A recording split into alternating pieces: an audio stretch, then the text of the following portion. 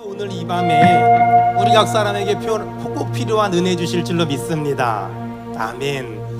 사실 굉장히 많이 집회를 하나님의 은혜로 이렇게 하거든요. 그런데 일산화평교회는 늘 긴장이 돼요. 왜냐하면 영상으로 최성태 목사님이 어디선가 보고 있을 거야, 뭐 이런 긴장이 돼서 엊그저께 문자 오셨더라고요. 유럽에서 보고 있다, 이렇게 문자 오셔서 늘 조심스럽고 선배 목사님이 늘 불꽃 같은 눈동자로 보고 계시기 때문에 늘 긴장되긴 하지만 또 한편으론 제가 참 좋아하고 또 닮고 싶고 또 존경하는 교회이기도 합니다. 여러분 만나 뵙게 돼서 너무 고맙고 너무 감사하고, 저 같은 사람 이런 좋은 자리에 불러주셔서 우리 담임 목사님께 정말 감사합니다. 여러분, 저는 이 자리에 쓰고 나서 딱 들었던 생각이 있었는데, 예전에 제가 선교사 할 때 저희 어머니가 시골교회 와서 설교를 좀 하래요. 그래서 시골교회 담임 목사님이 전화를 하셔서 유서가 너 와서 설교 좀 해봐 그러는 거예요. 설교를 딱 하려고 섰는데, 야, 저 주일학교 때 부장 집사님, 부장 장로님, 저 중고등학교 때 나쁜 짓 하고 돌아다닐 때 있었던 부장 집사님, 부장 선생님 다 저를 불꽃 같은 눈동자로 쳐다보더라고요. 설교를 하고 내려왔는데 얼마나 식은땀이 나고 얼마나 긴장을 했는지 막 덜덜 떨면서 내려왔어요. 그때 저희 어머니가 기분이 어때? 그러시더라고요. 떨려. 그랬더니 저희 어머니가 저한테 해줬던 말이 있어요. 평생 강단에 올라갈 때 그 마음으로 했으면 좋겠어. 두렵고 떨리는 마음으로 사역했으면 좋겠어. 이런 말씀하셨는데 오늘 제가 딱 여러분들 보면서 아마 두렵고 떨림이 있지 않을까, 뭐 그런 생각이 듭니다. 어떤 목사님이 너무너무 설교가 좀 제대로 하고 싶으셨대요. 어떤 목사님이 너무너무 설교를 잘하고 싶은데 설교를 도대체가 잘할 수가 없는 거예요. 그래서 고민하는데 그 동네에 설교 잘하기로 소문난 부흥 강사 목사님이 부흥회를 오신다는 말을 듣고 그 부흥회에 모자 뒤집어 쓰고 마스크 쓰고 어떻게 하면 설교를 잘한다고 소문이 날까 고민하다가 한번 찾아갔대요. 맨 뒤에 앉아 있었대요. 부흥 강사 목사님이 설교를 하는데 뭐라고 설교하냐면, 여러분 사실 여러분 앞에 고백할 게 있습니다. 저는 평생을 제 마음속에 제 아내가 아닌 다른 여자를 품고 살았습니다. 갑자기 분위기가 조용해지더니 목사님한테 집중이 되더래요. 그러자 그 목사님이 그 여자는 다름 아닌 저희 어머니입니다. 분위기가 엄청 좋아지더라는 거예요. 그래서 이 목사님이 설교를 저렇게 하면 잘하는 거구나, 써먹으려고 자기 교회 가서 주일날, 여러분 사실 고백할 게 있습니다. 저는 사실 평생을 제 마음속에 제 아내가 아닌 다른 여자를 품고 살았습니다. 그랬더니 부흥 강사 목사님이 부흥회 하는 그 교회는 조용해졌는데 본인 교회는 웅성거리기 시작하더래요. 갑자기 반응이 다른 걸 보고 너무 놀래가지고 그 다음에 어머니라고 말을 해야 되는데 그 이름을 잊어버린 거예요. 근데 그 여자가 지금은 생각이 안 납니다. 이렇게 얘기해가지고 그 교회에서 쫓겨났대요. 저는 21년 전에 교회를 개척을 했어요.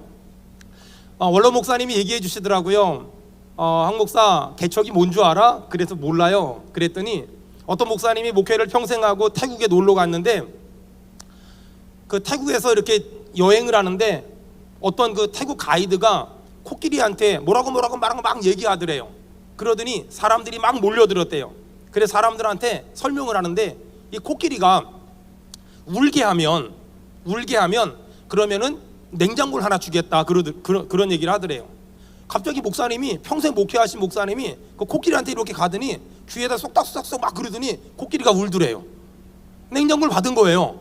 사람들이 물어봤대요. 무슨 얘기했냐? 교회 개척한 얘기했대요. 그리고 그 다음날 또 오는데 아니 또 이제 그런 분위기가 있더라는 거예요. 그러면서 이번에는 코끼리 아빠를 다 들게 하면 그러면 이 냉장고 또 주겠다 그러더래요. 목사님이 가가지고 뭐라고 막 그랬는데 코끼리가 갑자기 아빠를 번쩍 들더래요. 또 냉장고 타왔대요. 사람들이 물어봤대요. 목사님 뭐라 그랬는데 코끼리가 아빠를 드냐? 너 나랑 한국 가서 개척할래? 그랬대요. 여러분 교회도 아마 분립개척도 많이 하고 개척도 많이 하는 걸로 제가 알고 있어요. 저희 교회도 그렇거든요. 쉽지 않아요. 21년 전에 교회 개척해서 지금까지 정말 우리 찬양했지만 하나님의 은혜로 달려왔어요. 저는 91년도부터 필리핀 비롯해서 동남아시아 사역을 했어요. 91년도부터 2001년도까지 필리핀을 중심으로 해가지고 중국, 라오스, 캄보디아, 미얀마에서 한 30개 정도 나라 다니면서 사역을 했어요. 대학에서 영문학을 했거든요. 저는 대학에서 왜 영문과를 가냐면요, 영문을 모르고 갔어요. 그래서 아마 여기 영문과들 많이 있을 텐데 이분들 왜 영문과 갔냐, 영문을 모르고 점수가 딱 거기밖에 안 돼서, 그래서 저처럼 영문과 가서 아마 지금도 영문도 모르고 영어 가르치고 있는지도 몰라요. 어쨌든 저는 영문도 모르고 영문과 가서 그 교회를 다니는데 우리 목사님이 선교지 다니자 그래서 CCC 사역하면서 선교지 다니면서 1991년도부터 2001년도까지 선교지를 한 30개 정도 나라에 다니면서 사역을 했어요. 하나님의 은혜였죠. 그 당시에는 비행기 많이 못 탈 때잖아요. 정말 열심히 선교지 다닌 것 같아요. 그러다가 몸이 좀 안 좋아서 한국에 왔다가 건강이 회복이 안 돼서 더 이상 그 선교지를 못 나갔어요. 고민하다가 유학 가려고 준비하는데 하나님이 제 마음 가운데 개척에 대한 마음을 주셔서 2002년도에 교회를 개척을 했어요. 수원 가서. 저는 원래 서울 사람인데 어머니한테 제가 선교지만 오래 다니다가 엄마 나 교회 개척하려고 그랬더니 저희 어머니가 너무 좋아하는 거예요. 그러면서 영농자금 1,000만 원 빌려줘서 1,000만 원 가지고 교회 개척하려고 밀려 내려간 데가 수원이었어요. 저는 교회를 목회를 하다가 기회가 되면 다시 선교지 가려고 했어요. 왜냐하면 저는 선교에 미쳐 있었거든요. 제가 어느 정도 선교에 미쳐 있었냐면요, 저희 큰아들 이름이 선교예요. 그 정도로 선교에 미쳐서 사역을 했었어요. 그 아이가 벌써 이제 27, 저희 큰아이가 27, 둘째가 24, 셋째가 21, 그렇습니다. 참고로 저도 나이를 먹을 만큼 먹었답니다. 어쨌든 간에 그래서 사역을 열심히 하고 또 개척을 했어요. 교회 개척하고 나서 목회를 뭘 어떻게 해야 될지 모르겠는 거예요. 한국에서 부목사 생활을 안 해봤으니까. 한국에서 잠깐 한국에 들어와서 저를 파송한 교회를 섬기긴 했었지 한국에서 목회를 배워본 적이 없었어요. 주로 외국 생활만 이렇게 했지. 그래서 한국 생활을 모르고 개척교회도 모르고 목회도 몰라서 목회를 어떻게 해야 될지 모르겠는 거예요. 그때 최상태 목사님 만나서 목회를 배웠어요. 그리고서 이렇게 하면 되는구나, 이게 목회의 본질이구나. 그래서 여러분의 그 원래 담임 목사님, 이전 담임 목사님을 통해서 목회를 참 많이 배웠고, 또 때로는 모르면 전화해서 여기 이것저것 귀찮게 하면서 보면서 많은 사역들을 배웠어요. 그러면서 여러분의 그 이전 원로 목사님은 아마 이 저에게 사역을 많이 배웠지만 여러분 그거 아세요? 시험 잘 본 사람보다 베낀 사람이 더 잘한다는 거. 그래서 저는 제가 더 잘한다고 확신하고 살아가고 있습니다. 어쨌든 간에 전 그렇게 벌써 목회를 잘 알지도 못하는 주제에 목회를 한다고 열심히 사역을 했는데, 개척할 때 저랑 제 아내 둘이 시작했어요. 그리고 한 사람 전도한 게 벌써 21년째 이렇게 사역하고 있습니다. 지하 30평에서 개척했는데 하나님이 은혜 주셔서 또 지상으로 옮기고 단독 건물로 ом기고 또 지금의 예배당으로 옮기면서 참 많은 하나님의 은혜를 경험했어요. 그리고 아마 21년 동안 1년 52주 중에 세 가족이 안 온 주간이 한 2주간 정도 될까? 그 정도로 하나님이 참 많은 사람들을 보내주셨고, 어디서 그렇게 사람들이 많이 오는지 지금도 이해가 안 될 정도로 참 많이 오고, 저희 교회는 제가 담임 목사지만 엉성하거든요. 굉장히 엉성해요. 하나부터 열까지 엉성한 거 투성이에요. 근데 저희 교회 한 원로 목사님이 예배를 나오시는데 원로 목사님이 저한테 그러더라고요. 야, 수원은혜교회 내가 봤을 때 엉성해. 근데 엉성이 영성이야. 이러면서 엉성해서 조직적이고 체계적인 교회는 하나님이 없어도 잘 굴러가는데 수원은혜교회는 하나부터 열까지 엉성해서 하나님이 안 도와주면 큰일 날 것 같으니까 하나님이 강력하게 도와주는 것 같아요. 그래서 우리 교회를 생각하면 떠오르는 노래가 하나 있대요. 손이 가요 손이가. 이 노래가 그렇게 생각난다고. 수원은혜교회를 생각할 때마다 하나님이 그렇게 손이 가요 손이가, 새우깡의 손이 가요가 아니라 우리 교회의 손이가 그런다고 그런 얘기 하시더라고요. 지난 21년을 돌아보니까 제가 가장 많이 했던 말이 뭘까? 저는 저희 교회에서 21년 동안 가장 많이 한 말이 뭐냐면 싸우지 말자고. 옆 사람 얼굴 보고 싸우지 맙시다. 시작. 저는 지난 21년 동안 52주를 설교하면 1년에 30주는 싸우지 말란 말을 그렇게 싸우지 맙시다, 싸우지 맙시다, 싸우지 맙시다, 싸우지 맙시다, 이 말을 너무 많이 했어요. 왜냐하면 전 아버지가 2살에 돌아가셨어요. 그래서 호르몬이의 남매로 자랐거든요.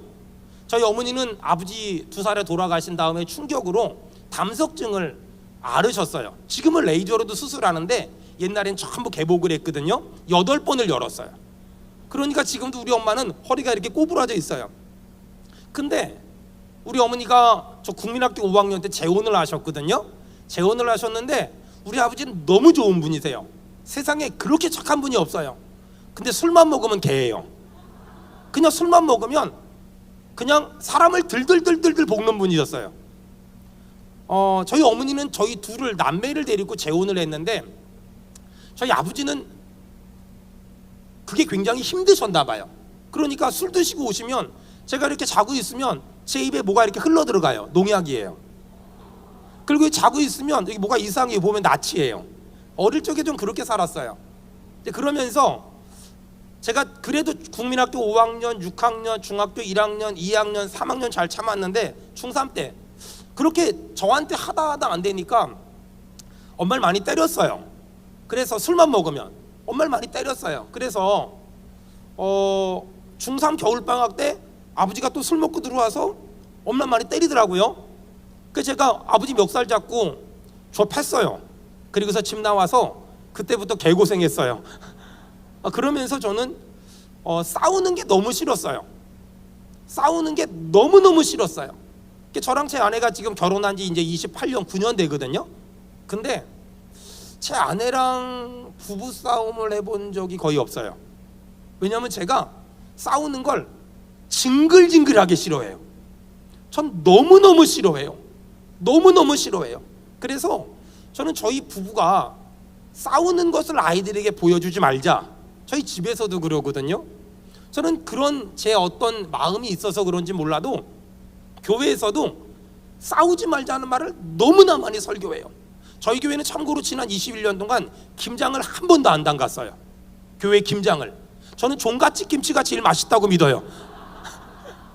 아니 저 어릴 적에 우리 어머니는 일찍 권사님이 됐거든요. 일찍 권사님이 됐는데 우리 집에서 김장을 하잖아요.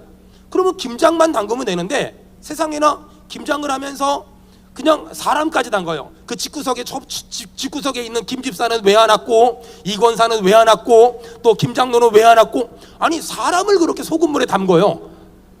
그러면서 제가 깨달은 게 뭔지 아세요? 김장을 하다 보면은 사람을 담그는구나. 그래서 김장은 종갓집 김치 사 먹어야 되겠다. 그래서 교회 개척일이 지금까지 저희 교회는 김장을 안 해요. 앞으로도 안 할 거예요. 왜냐하면 싸우는 게 너무 싫어서. 저는 태어나 보니까 너무 믿음 좋은 엄마한테 태어난 거예요. 저희 어머니는 믿음이 보통 믿음이 아니에요. 그러니까 저는 제 의지와 상관없이 교회를 늘 끌려다녔어요. 우리 엄마 철야하면 교회 가서 자고, 우리 엄마 한월산 기도원 가면 거기 가서 같이 소나무 뽑고, 그러면서 신앙생활을 너무 싫었어요. 근데 엄마가 좋아하니까 교회를 열심히 다녔어요. 근데 저는 어릴 적에 우리 목사님을 너무너무 좋아했거든요. 그리고 우리 장로님도 너무 좋아했거든요. 근데 세상에 어느 날 교회를 건축하는데 우리 목사님하고 우리 장로님하고 내가 존경하는 목사님하고 내가 좋아하는 장로님하고 멱살 잡고 싸우더라고요. 수요예배 끝나고 나서. 제가 그걸 보고 나서 마음에 결심을 했어요. 우리 엄마를 벗어나는 순간에 교회를 안 다니고야 말 거다. 교회는 싸우는 데구나. 교회는 싸우는 데구나. 그런 제가 목사가 됐어요. 그러면서 제가 저희 교회에서 계속 하는 얘기가 뭐냐면 싸우지 맙시다, 싸우지 맙시다, 싸우지 맙시다, 싸우지 맙시다. 이 얘기를 지난 21년 동안 거의 설교에 싸우지 말자는 얘기가 안 들어간 적이 한 번도 없어요. 여러분, 저는 일산화평교회가 제가 너무너무 좋아하고 너무너무 존경하는 교회인데 옆 사람 얼굴 뚫어지게 쳐다보면서 한마디 합시다. 싸우지 맙시다. 시작.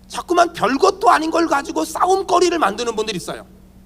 별것도 아닌 걸 가지고 자꾸만 싸움거리를 만들고 자꾸만 말거리를 만드는 분들이 있어요. 한 분은 제 주변에 그런 분이 한 분 있었어요. 별것도 아닌 걸 가지고 자꾸만 싸움거리를 만들어요. 제가 물어봤지요. 아니 왜 그렇게 별것도 아닌 걸 가지고 싸움거리를 만들어요? 그랬더니 목사님 다 잘해보자 그러는 거 아닙니까? 그래서 저도 또 한마디 했어요. 잘하지 맙시다. 잘해서 뭐 하려고요? 그거 잘해서 뭐 하려고요? 저희 아이들이 어린이집 다닐 때 여기 앞에 나와 재롱 발표 하잖아요. 잘 들어보세요. 여러분 아이들이 잘해서 이뻐요? 내 아이여서 이뻐요? 내 새끼여서 이뻐요? 여러분 신앙생활은요 잘하려고 하지 말고요 안 싸우는 게 중요해요. 잘하려고 하면 싸워야 돼요. 열심히 하려고 하면 싸워야 돼요. 근데 사랑하려고 하면 안 싸워요. 전 그래서 어떤 사람이 막 잘하려고 하잖아요. 워워워워 잘하지 맙시다. 옆 사람 얼굴 보고 잘하지 말고 보통만 합시다. 시작. 이 얼마나 은혜로운 말입니까? 잘하지 말고 보통만 하는 거예요. 아까 보니까 찬양팀들 여기 서 계신 목사님인지 집사님만 잘하시고 나머지 삑살이 많이 납니다. 근데 여러분 중요한 건 뭐예요? 은혜가 돼요 안 돼요? 그쵸? 이게 중요한 거예요. 교회는요 못해도 은혜가 돼요. 잘해야 은혜가 되는 게 아니에요. 만약에 이 친구들이 다 잘하잖아요. 여기 쓰면 안 되고 세종문화회관 세워야지. 그리고 이 친구들이 다 잘하잖아요. 여러분 돈 내고 들어야죠. 근데 여기 돈 안 내고 듣잖아요. 못해도 괜찮아요. 여러분 그래서 찬양팀은요 노래를 못해도요 자기들끼리 하나 되는 게 중요하고요 자기들끼리 보기만 하면 좋고요 은혜가 되면 돼요. 사랑하는 여러분, 저는 우리 화평교회가 잘하려고 하지 말고요 잘하려고 하다가 싸우지 말고요 보통만 하면서 행복하길 축복합니다. 여러분 너무 좋잖아요. 저희 교회는 늘 그래요. 잘하려고 하지 않고요 그래서요 어떤 날은요 PPT 글자가요 내가 쉬어봐서 12번 틀렸어. 와, 안 고쳐. 끝끝내 안 고쳐. 그래서 우리 부목사님한테 그건 좀 고쳐야 되지 않을까요? 이렇게 말했더니 목사님 그렇지요? 그리고 고치더라고요. 근데요 12번이 아니라 240번도 괜찮잖아. 240번도 괜찮아요. 잘하려고 하지 말고요 잘하려고 하지 말고요. 여러분 저희 교회는요 성가대가 이렇게 많이 있거든요. 근데 성가대 중에 자폐 친구가 성가대를 서요. 그 친구는요 말을 못 하거든요. 우리 교회 집사님이 그래요. 목사님, 아니 장애 친구가 말을 못 하는데 어떻게 성가대를 세울 수 있습니까? 노래도 못 하는데. 이래가지고 저도 질 수 없어서 한마디 했죠. 넌 잘하냐? 넌 잘해? 얘는 말을 못 하는 건데 넌 못하잖아. 교회 성가대는 사람이 많아야 은혜가 되지 꼭 잘해야 은혜가 되는 건 아니더라. 잘하면 세종문화회관 가야지. 여러분 그래서 자꾸만 잘하려고 하지 말고요 잘하려고 하다가 싸우지 말고요 여러분 보통만 하면 어떨까요? 여러분 잘하려고 하다가 싸우지 말고요 여러분 우리 화평교회가 싸움이 없는 다툼이 없는 그런 교회 되길 주의 이름으로 축원합니다. 목회를 하다 보면 누가 자꾸 건드려, 누가 자꾸 열받게 해.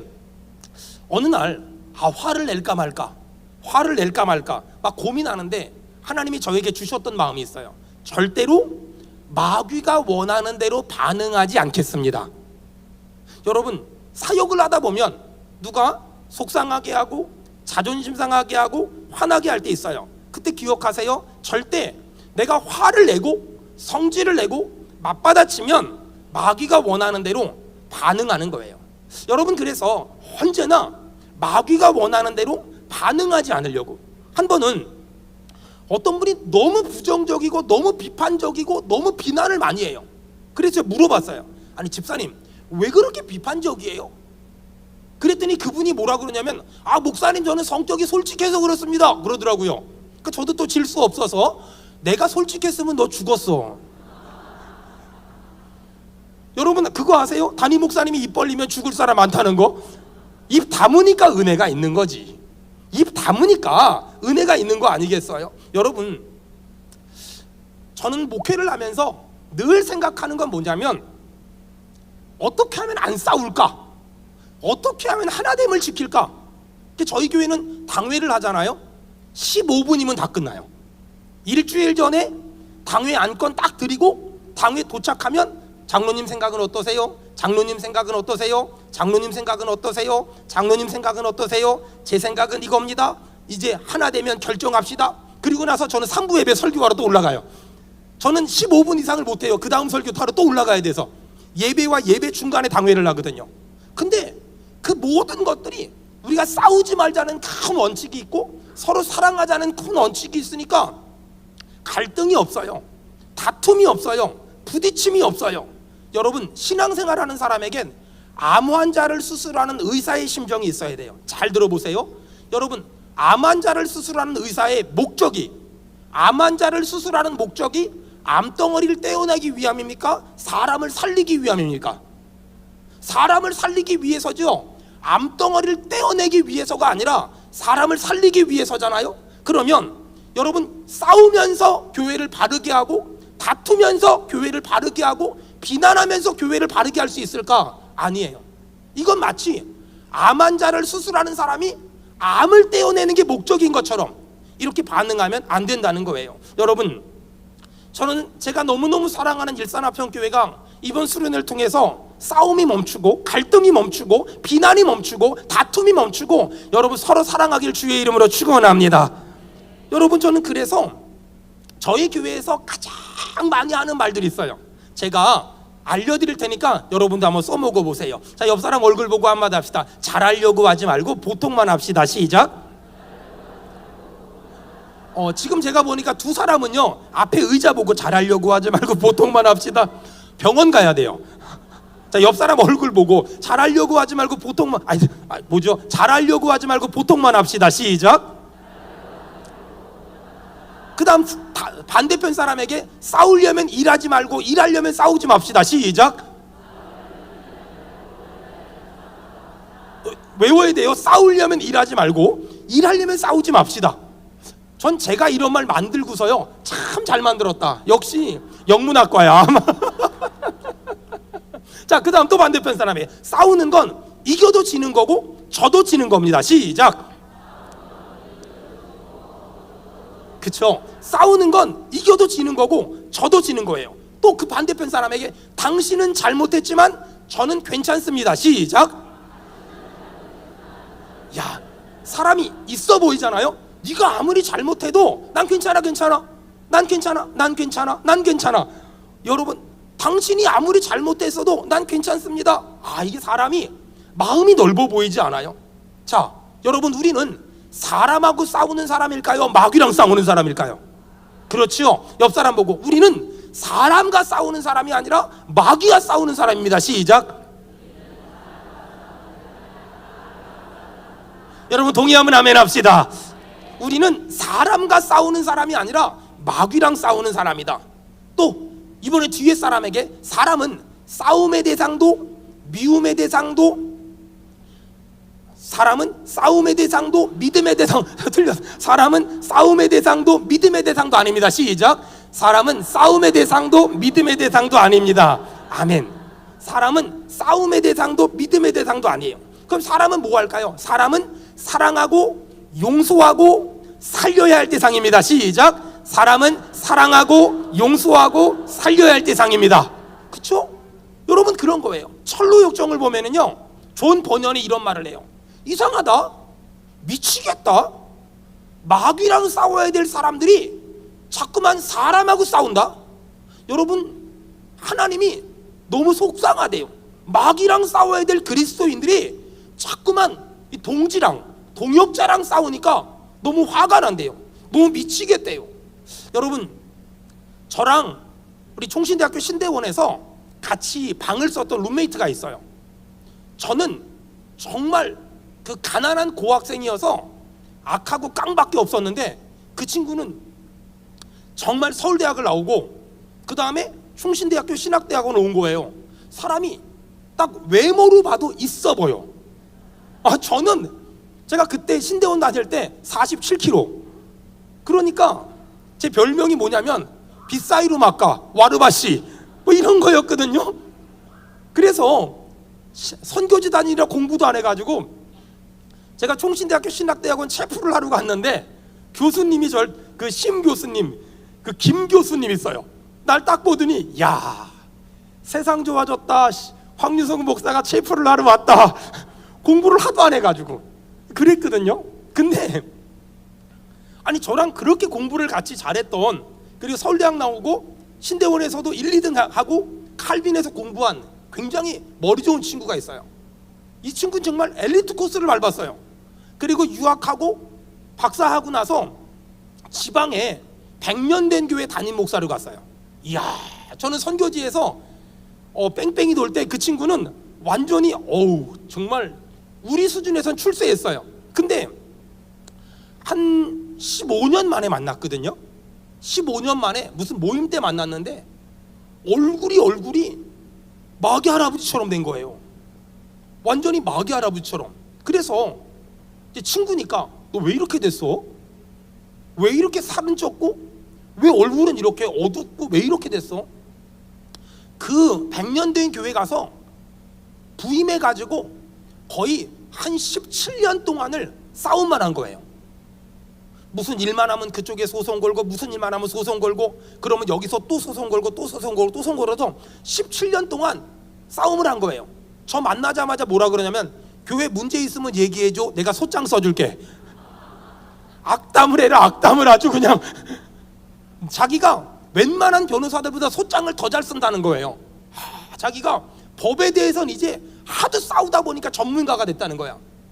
근데 문제는 뭔 줄 알아요? 여러분 잘 들어봐요. 사자와 싸워 이기려면 내가 더 무서운 사자가 돼야 돼요.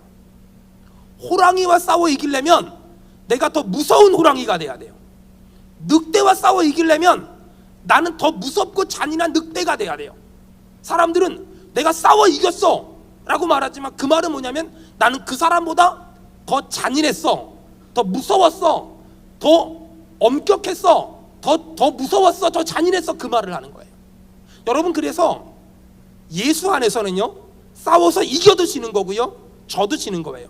저는 그 친구 목사를 통해서 깨달은 게 있어요. 사자와 싸워 이겼다는 건 내가 더 무서운, 잔인한, 비열한, 그리고 더 징그러운 사자가 되었음을 암시하는 거예요. 여러분, 예수 믿는 사람은 그래서 싸우는 거 아니에요. 예수 믿는 사람은 그래서 싸우는 거 아니에요. 지난 21년 동안 목회하면서 장로님들하고 단 한 번도 큰 소리 나본 적이 없어요. 안수집사님들, 권사님들, 각 기관장들과 단 한 번도 큰 소리 나본 적이 없어요. 우리 교회 부교육자들과 단 한 번도 큰 소리 나본 적이 없어요. 여러분, 왜 그래? 어떻게 그럴 수가 있었을까? 여러분, 십자가가 뭘까요? 십자가는요, 이런 거예요. 내가 가진 힘과 능력으로 당신을 충분히 쾌우시킬 수 있지만 교회를 위해서, 하나됨을 위해서 쾌우 당할 줄 아는 것. 여러분, 가정교회 사역하잖아요. 내가 가진 힘과 능력으로 니까지 거 충분히 쾌우시킬 수 있지만 내가 가정교회를 생각해서, 내가 교회 공동체를 생각해서 쾌우 당해줄 줄 아는 것. 여러분, 그것을 십자가라고 말해요. 그걸 하나님의 사랑이라고 말해요. 좀 더 구체적으로 제가 얘기할게요. 자, 여러분, 고린도전서 13장 보세요. 목사님, 혹시 여기 시계가 어디 없나요? 여기는? 저 시계 좀 빌려주시면 제가 시간 봐가면서 할게요. 죄송합니다. 자, 고린도전서 13장 좀 봐보실래요? 누가 시계 하나만 좀 올려주실래요? 죄송합니다. 고린도전서 13장. 여러분, 거기 보니까 31절, 고린도전서 12장 31절. 네, 감사합니다. 네, 감사합니다. 고린도전서 12장 31절. 고린도전서 12장 31절.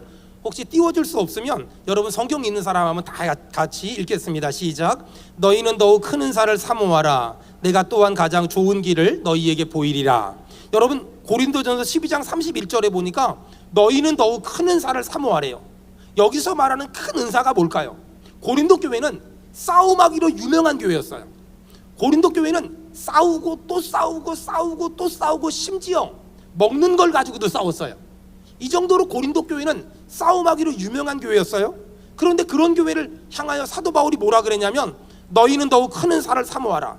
그 앞에 보니까 28절부터 보니까 하나님이 어떤 사람은 사도로, 어떤 사람은 선지자로, 어떤 사람은 교사로, 어떤 사람은 능력 행하는 자로, 어떤 사람은 병 고치는 자로, 어떤 사람은 서로 돕는 자로, 어떤 사람은 방언만 하는 자로 세웠다는 거예요. 여기서 문제가 뭐냐면 어떤 사람이 교사가 되고 싶은데 교회가 안 시켜준 거예요. 어떤 사람이 선지자가 되고 싶은데 교회가 안 시켜준 거예요. 내가 하고 싶은 걸 안 시켜준 거예요. 내가 하기 싫은 걸 시킨 거예요. 그러면서 고린도 교회는 정말 별것도 아닌 걸 가지고 싸웠어요. 이런 고린도 교회를 향하여 사도 바울이 뭐라고 말했냐면 31절에 너희는 더욱 큰 은사를 사모하라.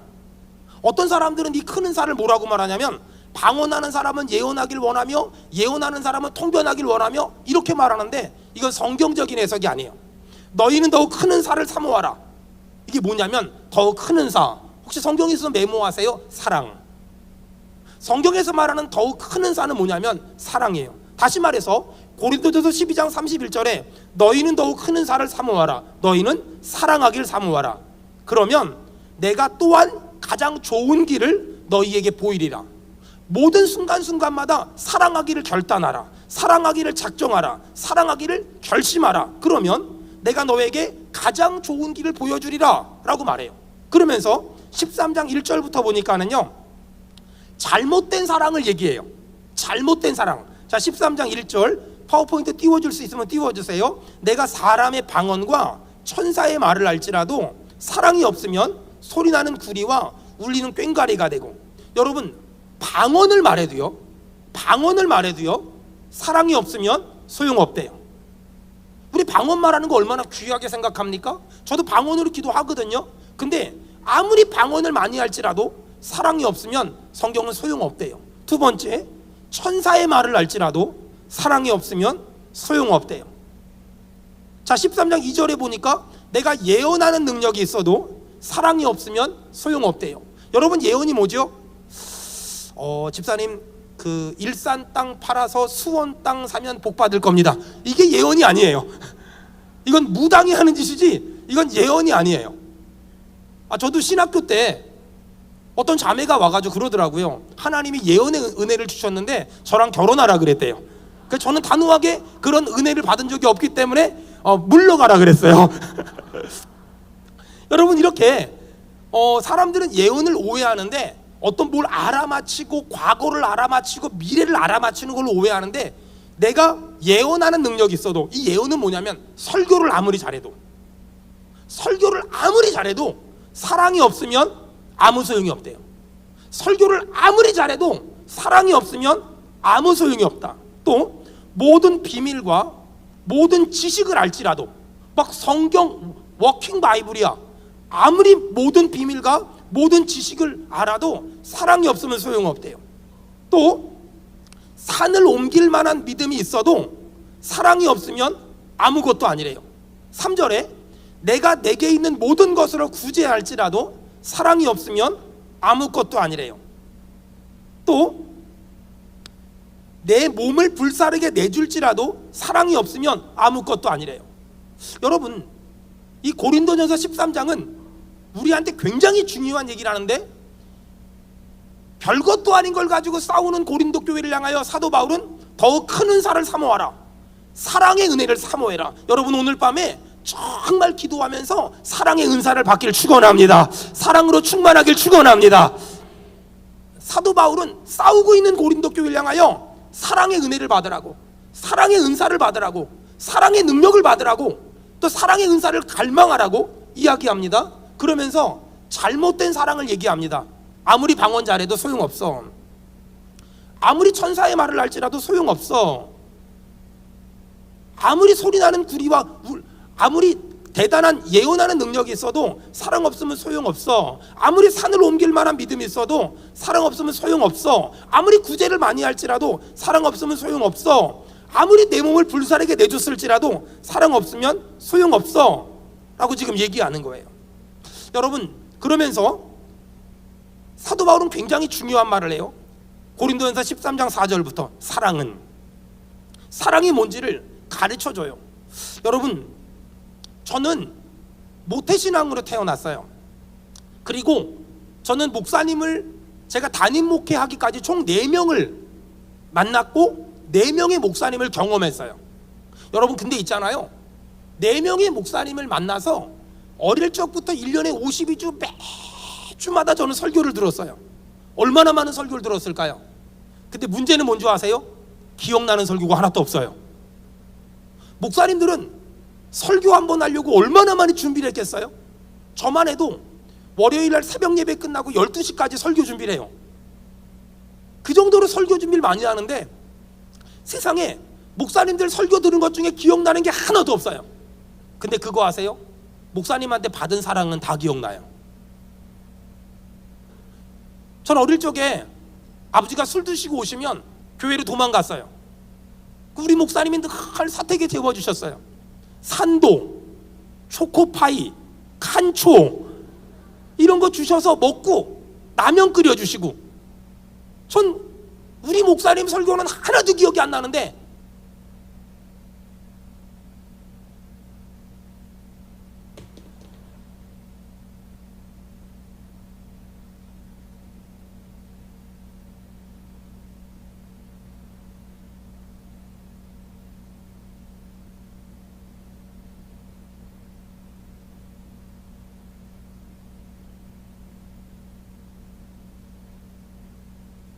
이라 그럴 수 있습니다. 여러분 이렇게 사랑을 하면 야단치지 않습니다.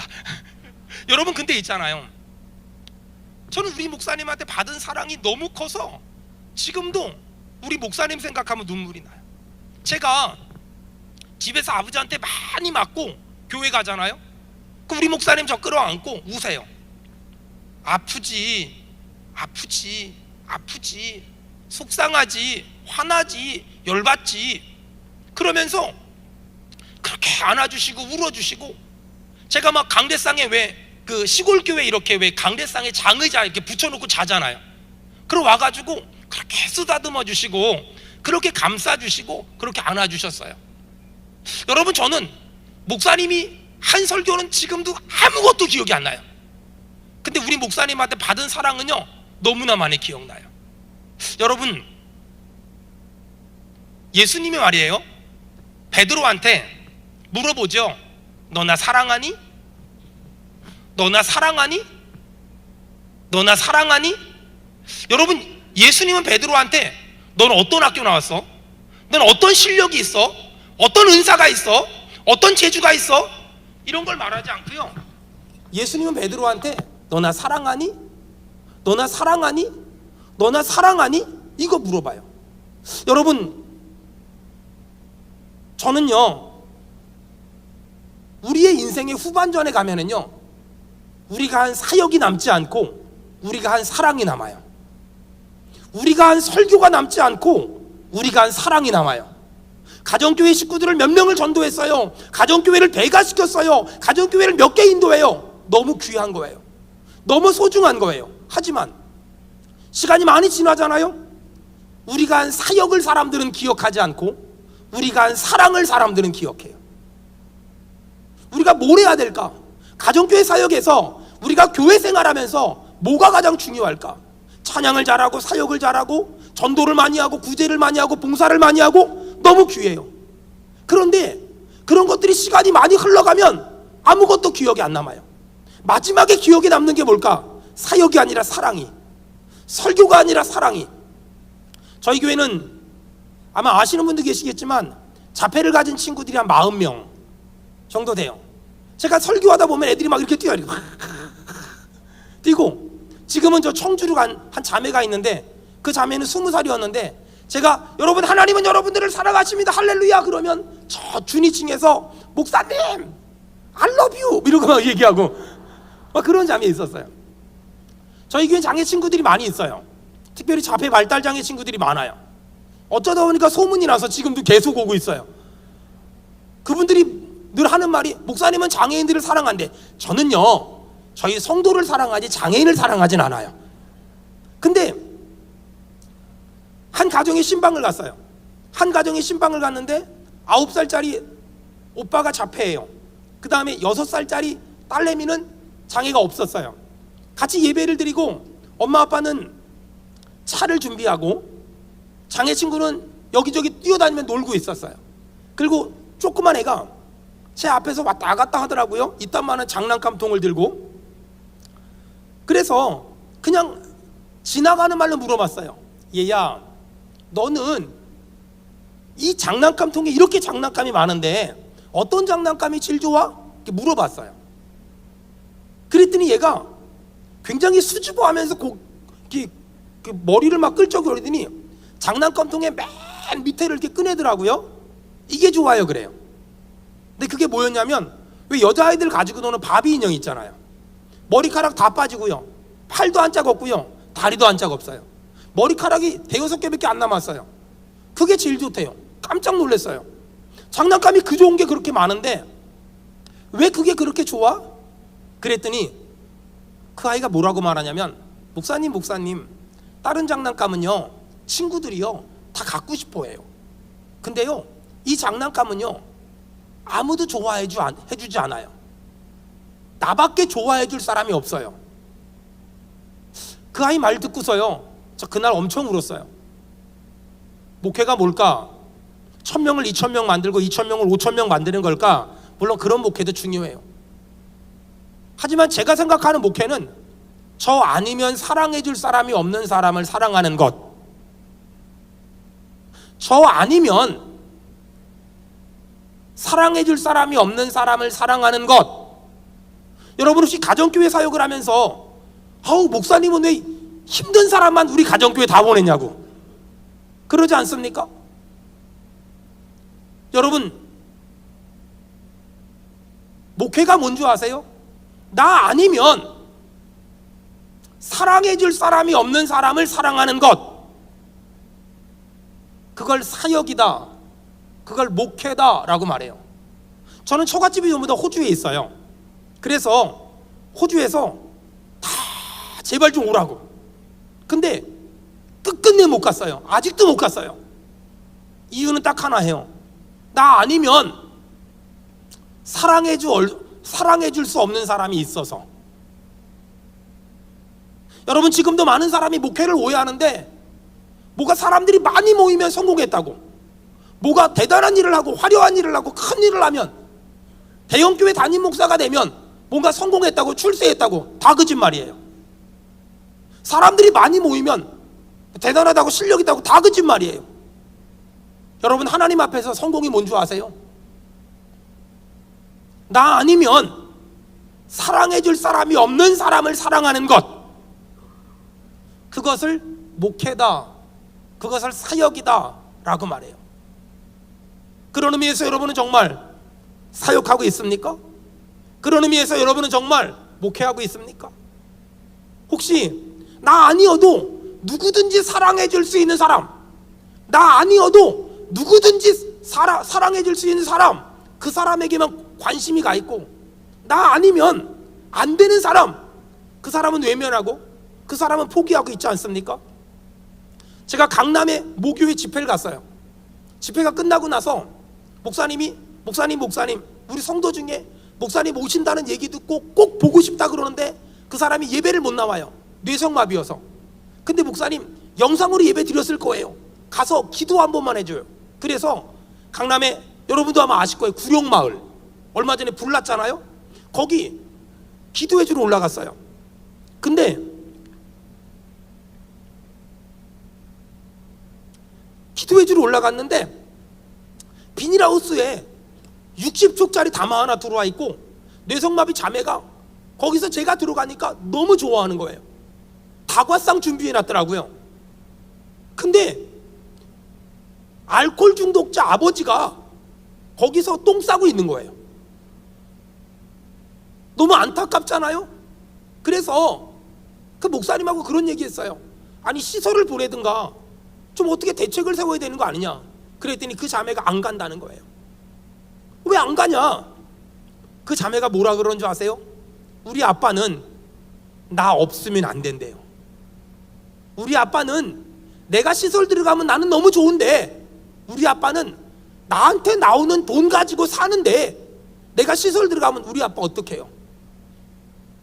알코올 중독자 아버지인데 그걸 애비라고 뇌성마비 중증 장애를 가진 자매가 그 아버지 밥 차려드리고 그 아버지 보살피고 살아가더라고요. 여러분, 그 자매는 신학을 전공하지 않았어요. 저희처럼 신대원을 나오고 석박사를 하지 않았어요.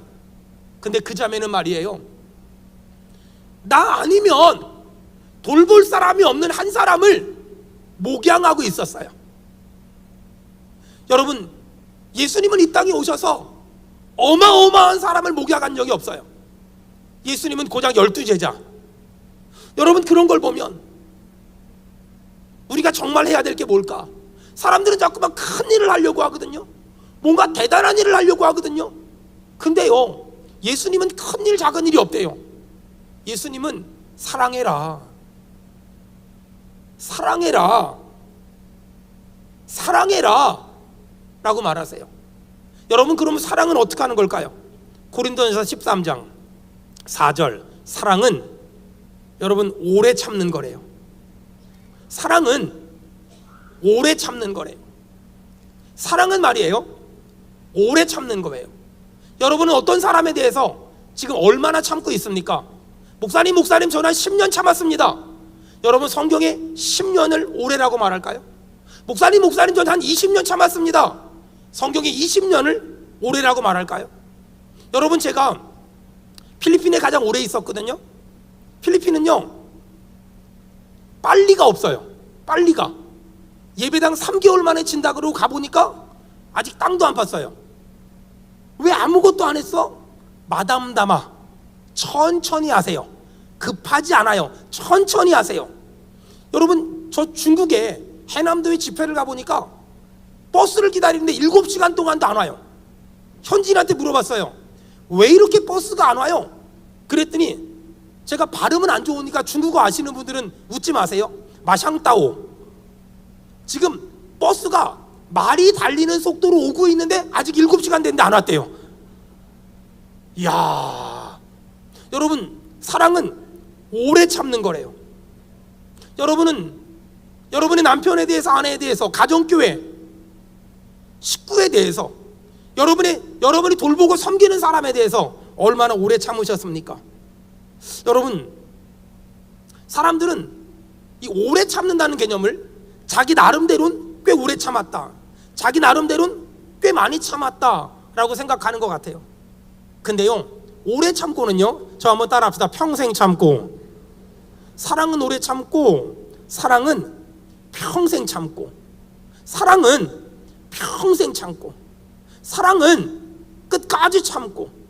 여러분, 저희 교회도 정말 다양한 사람들이 많아요. 근데요, 제가 하는 일이 뭐냐면 오래 참아주는 거예요. 끝까지 참아주는 거예요. 계속해서 참아주는 거예요. 신기한 건 참아주다 보니까 싹이 나고 잎이 나고 꽃이 피고 열매를 맺어요. 여러분, 아마 여기 계신 분들 중에서 배우자에 대해서, 자녀에 대해서 난 꽤 오래 참아줬어 라고 자부하는 사람들이 많을 거예요. 여러분, 하지만 성경은 오래 참고를 3번 참은 거로 말하지 않아요. 아빠는 3번 이상은 말하지 않는다. 아빠는 3번 이상 말할 수 없어. 아빠는 3번이 한계야. 어떤 엄마는 1번 이상 말하지 않아. 엄마는 1번 이상 말하지 않아. 여러분, 예수님이 3번만 참았으면 여러분은 죽었어요. 예수님이 1번만 말하셨으면 여러분은 죽었어요. 그럼 성경이 예수님이 1번만 말씀하시면 성경이 이렇게 두꺼울 필요가 없어요. 좋은 말 할 때 말 들어라 이거죠. 여러분, 3번만 말하면 안 돼요. 여러분, 한번 생각을 해봐요. 저도 아이가 셋인데, 야, 네 방 똑바로 치워? 말했어요. 아이가 너무너무 방을 잘 치워요. 얘가 정상일까요, 비정상일까요? 비정상이에요. 비정상이에요. 한 번 말해서 말을 들으면 얘가 미친 거예요. 한 번만 해서 말을 들으면 얘가 제정신이 아닌 거예요. 여러분, 생각해봐요. 저나 우리 김 목사님이나 목회를 은퇴할 때까지 할 거거든요. 저는 절대로 짧고 굵게 하지 않고요, 길고 오래 할 거예요. 저는 우리 교회에서 늘 그래요. 나는 짧고 굵게 하지 않을 거다. 난 길고 오래 할 거다. 근데 있잖아요, 제가 길고 오래 할 자신이 있는 게 뭐냐면, 야, 우리 성도들 예배 나오라 그래도 안 나오고, 나오라 그래도 안 나오고, 기도하라 그래도 안 하고, 기도하라 그래도 안 해요. 야, 그러니까 나 은퇴할 때까지 똑같은 말을 해도 전혀 문제가 없어요. 어차피 나는 말할 거고 어차피 너는 말 안 들을 거니까, 그러니까 저는 끝까지 할 자신이 있어요.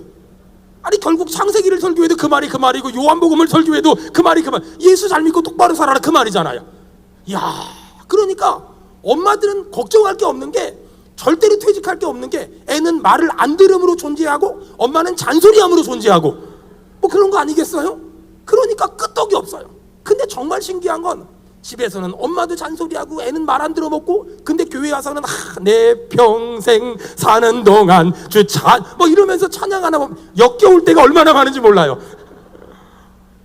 여러분, 근데요, 저나 목사님이나 우리가 목회를 끝까지 사고치지 않으면 할 수 있는 이유는, 성도들이 만약에 생각해봐요. 여러분 예배 잘 나와요. 전 성도가 예배를 잘 나와. 그럼 은퇴해야 돼요.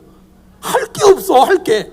근데 저는 주님 재림하실 때까지 할 게 많은 게, 성도들은 말 안 들음으로 존재하고 저는 말 들으라고 말함으로 존재하고, 그러니까 얼마나 이게 은혜가 되냐고요. 그러니까 저는 열심히 설교하면서도 믿어요. 우리 성도들은 여전히 말을 안 들을 거다. 여전히 말을 안 들을 거다. 그리고 저는 어떻게 해서라든지 말을 듣게 만들 거다. 이러면서 평생 씨름하다가 끝나면은 그 다음 목사가 하겠지. 여러분, 사랑은 오래 참는 거예요. 3번만 참지 말고요. 옆 사람 얼굴 보고 3번만 참았죠. 시작. 3번만 참지 말고요. 사랑은요, 따라합시다. 끝까지 참겠습니다. 시작. 평생 참겠습니다. 시작. 여러분이 은혜가 있길 축원합니다. 사랑은 오래 참는 거예요. 여러분, 우리 목사님 계시잖아요. 우리 목사님도 잘하는 것도 있고 못하는 것도 있잖아요. 여러분, 잘하는 건 자꾸 잘한다고 격려해주고요, 못하는 건 오래 참아주세요. 여러분, 더도 말고 덜도 말고 30년만 참아주면 좋은 목사님 될 거예요. 30년만 참아주면, 지금 저희 성도들은 21년째 참고 있는 중이에요. 저희 성도들은 21년째 참아줘요. 그리고 이미 참는 게 익숙해져가지고, 에휴, 우리 목사님 그러려니 하고서 그냥 앞으로도 계속 참아줄 예정이에요. 그리고 제가 지금 50대 중반이거든요. 우리 성도들 중에 50대 후, 저보다 나이 많으신 분들 많거든요. 자연 수명에 따라 내가 먼저 보내고 나중에 갈 가능성이 많아요. 그래서 우리 성도들이 그냥 참아주기로 결심했다 그러더라고요. 여러분, 참아주세요. 참아주면 놀라운 일이 생깁니다. 사랑은 오래 참고. 여러분 혹시 교회 안에서 저 사람 도대체가 어떻게 해볼 도리가 없다, 여러분 오래 참아주잖아요. 신기한 거는요, 다 바뀌고요, 다 바뀌어요. 정말 다 바뀌어요. 그러니까 자, 사랑은 오래 참고. 또 하나만 합시다. 사랑은, 여러분 고린도전서 13장 자 4절에 보니까 사랑은 온유하며, 저 한번 따라 합시다. 사랑은 오래 참고, 사랑은 온유하며. 시작. 나머지는 안 할 거예요. 여러분이 나중에 우리 교회 영상을 듣는지 알아서 하세요. 자, 온유하고까지만 할게요. 여러분, 온유함이라는 건 뭐냐면은요, 이런 거예요. 모세가 이방 여자를 데리고 왔는데, 세상에나 그 누이 미리암하고요, 그 형 아론이 막 승질을 해요. 왜 이방 여자를 데리고 왔냐고 막 승질을 해요. 그때 모세가 화를 안 내요. 온유함이란 하나님이 화내실 때까지 참을 줄 아는 것, 하나님이 화내실 때까지 절제할 줄 아는 것. 내가 먼저 승질 내지 말고 옆 사람 얼굴 보고 승질만 안 내면 참 좋은 사람이세요. 시작. 그쵸? 승질만 안 내면 얼마나 좋은 사람인지 몰라요. 그놈의 승질머리 때문에, 그놈의 욱하는 것 때문에. 또 옆 사람 보고 화가 나도 평소의 목소리 톤으로 얘기하세요. 시작. 목소리를 좀 높이지 마세요. 가뜩이나 목소리 큰데 승질 나면은 빽빽 소리 지르니까, 아니 얼마나 힘들어요. 얼마나 힘드냐고요. 평소에 목소리 톤으로 얘기하면 얼마나 좋아요. 여러분, 제발 부탁이니까 화 좀 내지 마요. 아니 승질 좀 내지 마요. 아주 무서워 죽겠어 아주 그냥. 아니 승질 좀 내지 마요. 화 좀 내지 마요. 아니 예전에 얼마 전에 저희 교회 그 남자 집사님 전화로 그 아내 되는 집사님하고 전화 통화할 일이 있어가지고, 그 남자 집사님 보고 그 아내 집사님한테 전화 좀 해달라고 그랬어요. 그래가지고 제가 핸드폰을 달라 그래서 얘기를 하려고 그러는데, 남편 전화잖아요. 아 왜? 바쁜데 왜? 아 저 황유서 목사님. 아 네 목사님 안녕하세요. 여러분, 목사를 그렇게 과격하게 대하고 남의 남자잖아. 여러분의 남편을 여보 좀 예쁘게 말하면 아니 어디가 덧나요? 어디가 망가져요? 어디가 무너져요? 옆 사람 얼굴 보고 말을 이쁘게 해야 이쁩니다. 시작. 사랑은 오래 참고 사랑은 온유하며 하나님이 화내실 때까지 참을 줄 알며 내가 화내지 말고 하나님이 화를 내실 때까지 기다리는 거예요. 여러분 모세가 화를 안 내니까 어떻게 됐죠? 하나님이 아론과 그 미리암 문둥병자 만들었잖아요. 온유함이란 하나님이 화내실 때까지 참는 거예요. 여러분 근데 그 온유함이요 내 삶으로 나타나잖아요. 그걸 뭐라 그러죠? 친절함. 여러분 예수 믿는 사람은요 이렇게 친절함이 있어야 돼요. 예수 믿는 사람은 이렇게 친절함이 있는 거. 우리 학생들 청년들 많은데 우리 옆 사람 얼굴 보고 한마디 합시다. 인사만 잘해도 복을 받습니다. 시작. 인사만 잘해도. 저희 교회 애들한테 제가 훈련시키는 게 있어요. 누구든지 오기만 하면 인사해라. 만날 때마다 인사해라. 어떤 청년이 물어봐요. 목사님 아까 인사했는데 또 해야 되나요? 만날 때마다 인사해라. 만날 때마다. 여러분 그러니까는요 새 가족들이 오잖아요. 야, 이 교회는 인사를 잘한대요. 인사를 잘해서 등록한대요. 인사만 잘해도요. 인사만 잘해도요 얼마나 좋은데요. 인사만 잘해도요. 저는요 여러분 한번 생각을 해봐요. 목사님하고요 집사님하고요 만나면 누가 먼저 인사해야 될까요? 먼저 본 사람이 얼른 저 맨날 먼저 본 사람이 얼른 인사하는 거예요. 먼저 본 사람이 얼른요. 저 열심히 인사하고 다녀요. 근데요 인사만 잘해도요 사람들이 얼마나 좋아하는데요. 인사만 잘해도요 교회 분위기가 얼마나 좋아지는데요. 여러분 사랑은 오래 참는 거잖아요. 사랑은 온유한 거잖아요. 그 온유함이 어떻게 드러나요? 친절함으로요. 별것도 아니잖아요. 인사만 잘해도요 얼마나 좋은데요. 인사만 잘해도요 얼마나 복이 되는데요. 저희 큰 아이가 연세대학교 생명공학대학원을 다니고 있거든요. 이 아이가 지금 이제 졸업반이에요. 이제 논문만 통과하면 이제 졸업인데 이 아이가 인턴을 하면서 맨날 만나기만 하면 인사한 거예요. 맨날 만나기만 하면. 근데 이 아이가 고민이 뭐였냐면 대학원을 입학을 해야 되는데 주일날 토익 시험을 봤어요. 여기 아마 우리 청년들도 그런 고민이 있을 거예요. 주일날 토익 시험 보는 거예요. 근데 저는 우리 아이들한테 그 어떤 경우에도 양보하지 않는 두 가지가 있어요. 주일과 11조. 이거를 양보하면 저는 지옥 갈지도 모른다고 가르쳐요. 그 정도로 엄하게 가르쳐요. 고3 예외 법칙은 없어요. 전 지금까지 고3 때 교회 생활 제대로 안 하면서 좋은 대학 간 아이를 본 적이 없어요. 그래서 우리 교회는 고3 예외 법칙이 존재하지 않아요. 아이가 주일날 토익 시험을 봐야 된대요. 얘야, 대학은 좋은데 못 가도 좋으니까 야 주일 지켜. 아이가 토익 시험을 안 봤어요. 그리고 연세대학교 생명공학대학원 약학대학원 시험을 봤어요. 토익 없이 대학원 입학 시험 보내 처음이래요. 그래서 교수님 물어보더래요. 어떻게 토익이 없이 이렇게 시험을 이렇게 봤니? 물어보니까 솔직히 얘기했대요. 저 목사님 아들인데 토익 준비는 정말 열심히 했는데 제가 시험을 볼 수가 없었습니다. 주일 지키느라. 아 그래? 넘어갔대요. 12월 24일 합격 통지서가 왔어요. 물어봤어요. 이 아이가 대학원 가서 어떻게 제가 합격했나요? 토익 점수가 없는데요.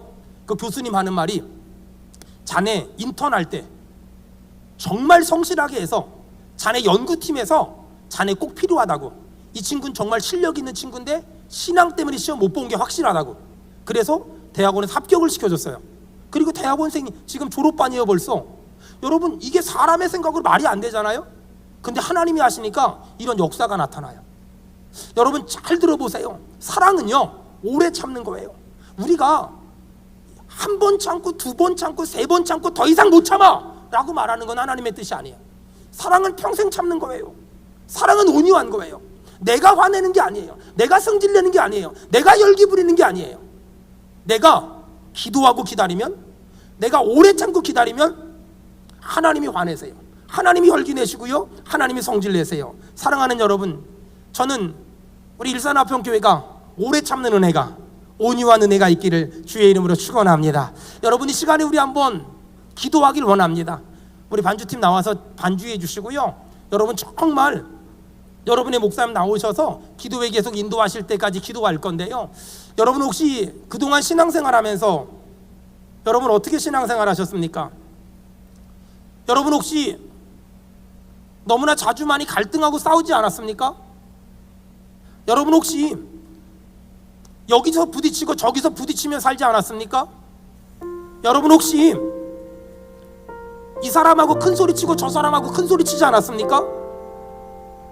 여러분 혹시 오래 참지 못해서, 너무 조급해서, 너무 성급해서 수많은 갈등과 다툼을 일으키지 않았습니까? 나는 옳은 말을 한다고, 나는 바른 말을 한다고 했지만 그 옳은 말이, 그 바른 말이 누군가를 아프게 하고 누군가를 힘들게 하지 않았습니까? 오늘 성경은 우리에게 말합니다. 아무리 사람의 방언을 하고 천사의 말을 할지라도 사랑이 없으면 소용없다고. 아무리 예언을 하고 산을 옮길 만한 믿음이 있어도 사랑이 없으면 소용없다고. 아무리 많은 걸 구제하고 몸을 불사르게 내어줬을지라도 사랑이 없으면 소용없다고. 여러분, 사랑은 오래 참는 거라고, 사랑은 온유한 거라고, 사랑은 시기하지 않는 거라고, 사랑은 자랑하지 않는 거라고 말합니다. 여러분, 이 시간에 우리 한번 두 손을 다 같이 한번 듭시다. 그리고 이 시간에 간절히 한번 목사님 나오실 때 기도 인도할 때까지 기도할 텐데, 하나님, 그동안 사랑하지 못한 거 용서해 주세요. 남편을, 아내를, 아이들을, 가정교회 식구들을, 지체들을, 형제들을, 자매들을 사랑하지 못하고 따지고 혈기 부리고 화내고 짜증내고 내가 분별 없이 혈기 부렸던 거 용서해 주세요. 다시 오늘 이 밤에 결단합니다. 사랑의 은혜를, 사랑의 은사를, 사랑의 능력을, 사랑의 권능을 달라고 우리 주여 삼창한 다음에 기도합니다. 주여!